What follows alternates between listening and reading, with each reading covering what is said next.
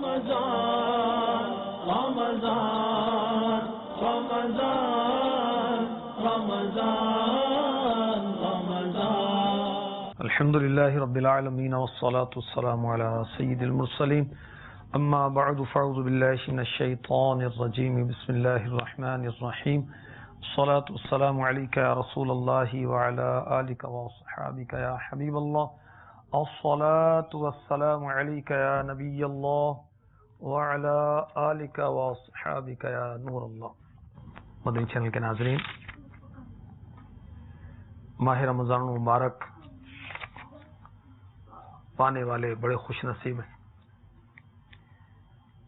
اور پا کر روزہ رکھنے والے ان کی سعادت مندیوں کی کیا بات ہے. اور بدبخت ہے وہ جو رمضان کو پائے روزے نہ رکھے. اسی طرح بدبخت ہے وہ جو ماں باپ دونوں پائے یا دونوں میں سے ایک کو پائے اور ان کے ساتھ اچھا سلوک نہ کرے. اسی طرح بدبخت ہے وہ کہ جس کے سامنے نبی پاک صاحب الاولیاء صلی اللہ تعالی علیہ وسلم کا ذکر خیر کیا جائے اور وہ درود نہ پڑھے. اللہ ہمیں بدبختی سے بچائے.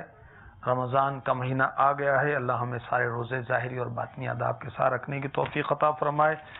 ماں باپ جس کے زندہ ہیں ان کی خدمت کریں، اور اگر وہ فوت ہو گئے تو ایصال ثواب کریں، قبر پر حاضری دیں، ان کے رشتہ داروں کے ساتھ اچھا سلوک کریں. اور جب بھی نبی امی رسول ہاشمی صلی اللہ تعالی علیہ وسلم کا ذکر خیر ہو تو ہمیں درود پڑھنا چاہیے. صلو علی الحبیب صلی اللہ تعالی علی محمد. مدنی چینل کے ناظرین، جب ماہ رمضان المبارک کی آمد ہوتی تو ہمارے نبی رسول ہاشمی نبی امی مکی مدنی صلی اللہ تعالی علیہ وسلم کا ذوق عبادت کس قدر بام عروج پر ہوتا. سنی چنانچہ ام المؤمنین حضرت سیداتنا عائشہ صدیقہ طیبہ طاہرہ عابدہ زاہدہ مجتہدہ عفیفہ مفسرہ محدثہ رضی اللہ تعالی عنہا فرماتی ہیں، جب ماہ رمضان آتا میرے سرتاج صاحب معراج صلی اللہ تعالی علیہ وسلم اللہ تعالی کی عبادت کے لیے کمر بستہ ہو جاتے اور سارا مہینہ اپنے بستر منور پر تشریف نہ لاتے. یاد رکھیے، ہمارے آقا علیہ الصلوۃ والسلام جیسا کوئی عابد نہیں ہے. مخلوق میں سب سے بڑے عابد ہمارے آقا صلی اللہ علیہ وسلم ہیں. اللہ کے محبوب جو ہوئے بہت عبادات اور ریاضات فرماتے ہیں، اور ماہ رمضان آنے پر آپ کا ذوق عبادت بہت ترقی کر جاتا. یاد رکھیے، ہمارے آقا صلی اللہ علیہ وسلم کوئی کام ایسا نہیں کرتے تھے جو ثواب والا نہ ہو. آپ ثواب والا کام ہی کرتے تھے. تو ماہ رمضان آ گیا، اب تو ہماری عبادت کا ذوق شوق بڑھنا چاہیے. امیر اہل سنت ترغیب دلاتے ہیں اور فرماتے ہیں، آ گیا رمضان عبادت پر کمر اب باندھ لو. آ گیا رمضان عبادت پر کمر اب باندھ لو. کہ ماہ رمضان میں بھی نمازیں قضا ہوں گی، ماہ رمضان میں بھی ہم تراویح جیسی سعادت حاصل نہیں کریں گے. سنت ہے جو ماہ رمضان میں بھی تلاوت نہیں کریں گے. بھئی عام دنوں میں بھی اشراق و چاشت پڑھنا چاہیے، حج عمرے کا ثواب ملے گا اللہ کی رحمت سے.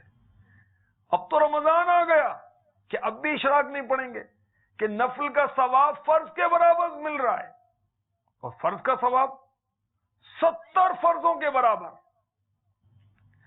اور سبحان اللہ، جو ماہ رمضان میں ذکر کرتا ہے اس کی تو مغفرت کر دی جاتی.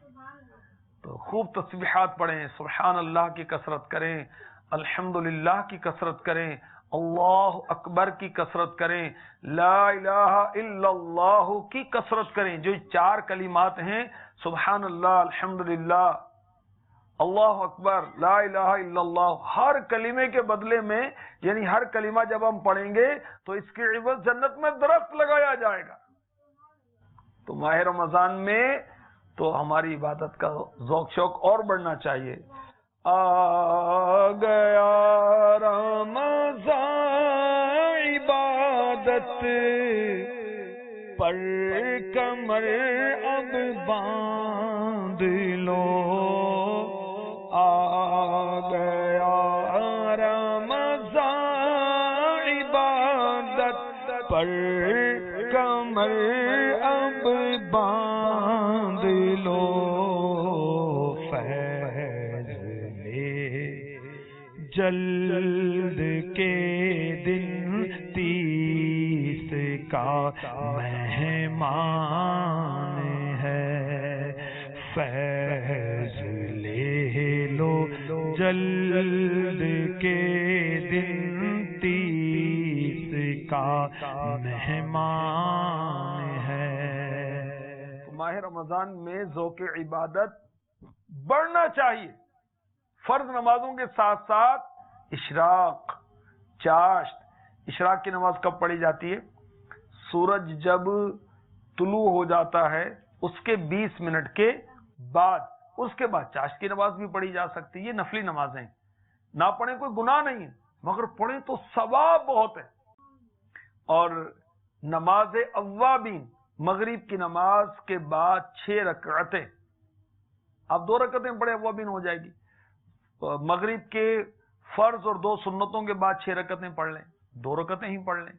اور نماز تہجد، مدنی چینل کے ناظرین، تہجد تو ماہ رمضان میں بہت آسان ہو جاتی ہے، کیونکہ سحری میں اٹھنا ہی، جب سحری میں اٹھیں تو سنجا وضو کر کے 2 نفل پڑھ لیں، لیں جی تہجد کی سعادت بھی مل گئی، مرحبا۔ ہو سکے تو رات سوتے وقت نماز توبہ بھی پڑھ لیں، ہو سکے تو صلاۃ التسبیح پڑھیں۔ صلاۃ التسبیح مدنی پنجسورہ میں اس کا طریقہ لکھا ہوا ہے، اس کے فضائل بھی لکھے ہیں، وہاں دیکھیں۔ ہو سکے تو ہر روز پڑھیں، ورنہ ہر دوسرے روز پڑھ لیں، ورنہ ہر جمعہ کو پڑھ لیں۔ 27ویں شب تو با اہتمام اس کو پڑھ ہی لینا چاہیے، اتنے فضائل و برکات ہیں اس کے۔ تو آ گیا رمضان، عبادت پر کمر اب باندھ لو، فیض لے لو جلد کہ دن 30 کا مہمان ہے۔ پھر یہ فضائل کہاں، پھر کہاں یہ راتیں، کہاں یہ باتیں؟ پھر نفل کا ثواب فرض کے برابر تو نہ رہے گا، فرض کا 70 گنا جو ہے وہ ثواب، اس کی فضیلتیں وہ جاتی رہیں گی رمضان کے ساتھ ساتھ۔ تو جلدی جلدی فیض لے لینا چاہیے۔ ہمارے آقا صلی اللہ تعالی علیہ وسلم، ہماری امی جان سیداتنا عائشہ صدیقہ طیبہ طاہرہ عابدہ زاہدہ رضی اللہ تعالی عنہا فرما رہی ہیں، پورے ماں بستر منور پر تشریف نہ لاتے تھے، عبادت پر کمر بستہ ہو جاتے تھے۔ کاش ہم بھی عبادت پر کمر بستہ ہو جائیں اور خوب خوب عبادت کریں۔ عبادت کیا ہے؟ جو بھی جائز کام اللہ تعالی کی رضا کے لیے کیا جائے وہ عبادت ہے۔ اور مدنی چینل کے ناظرین، ہمیں اللہ تعالی نے اپنی عبادت کے لیے پیدا کیا ہے۔ ہم کو کھیل کود کے لیے، کوئی جان بنانے کے لیے، آوارہ گردی کرنے کے لیے، دوستیاں پالنے کے لیے، گناہوں برے چینل دیکھنے کے لیے، سوشل میڈیا یوز و مس یوز کرنے کے لیے اس لیے تھوڑی آئے ہم۔ اس کا مس یوز، استغفر اللہ، نوجوان برباد ہو رہے ہیں۔ ہمیں اللہ تعالی نے کیوں پیدا کیا؟ قرآن سنیے، ارشاد ہوتا ہے پارہ 27 سورہ ذاریات کی آیت نمبر 56، وَمَا خَلَقْتُ الْجِنَّ وَالْإِنسَ إِلَّا لِيَعْبُدُونَ،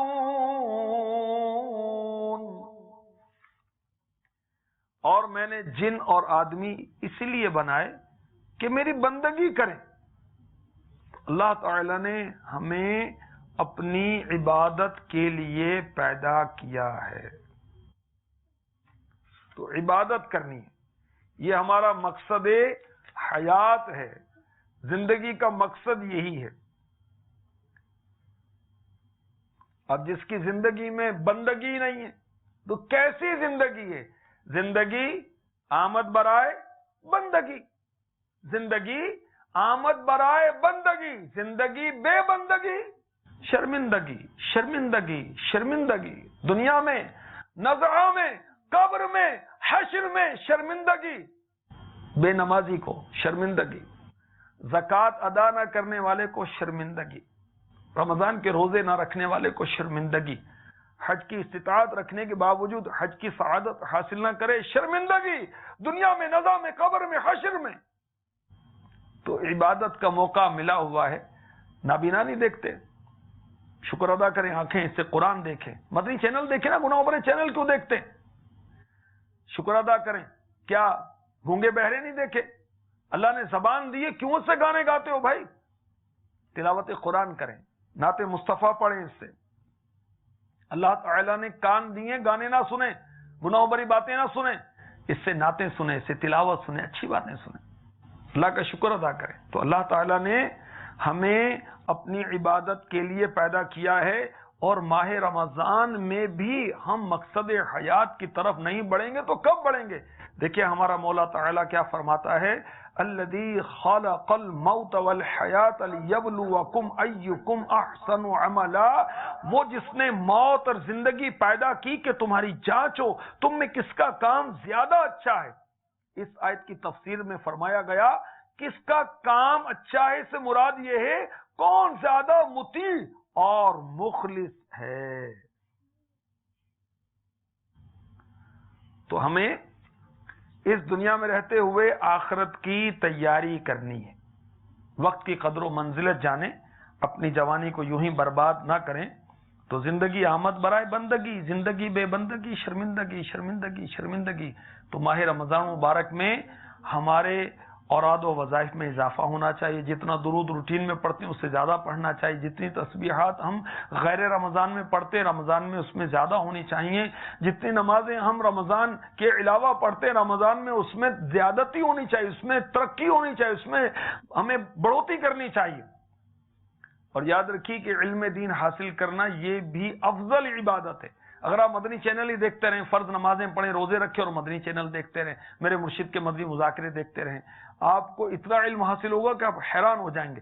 ہاں، جب آپ ڈائری قلم لے کر بیٹھیں، عام مدنی پھول لکھیں، اس کے بعد اس کی دہرائی کریں، گھر میں بچوں کے ساتھ بیٹھ کر ادھر ادھر کی کریں، رشتہ داروں کی باتیں کریں تو غیبتوں کا امکان ہے اور بہتان کا بھی امکان ہے، تو بیٹھ کر مدنی مذاکرہ سنیں، لکھیں، اس کی دہرائی کریں تو کیسا اچھا مدنی ماحول بنے۔ اللہ تعالی ہمیں ماہ رمضان کی قدردانی نصیب فرمائے اور زیادہ سے زیادہ عبادت کی توفیق عطا فرمائے، آمین بجاہ النبی الامین صلی اللہ تعالی علیہ وسلم۔ رمضان رمضان رمضان رمضان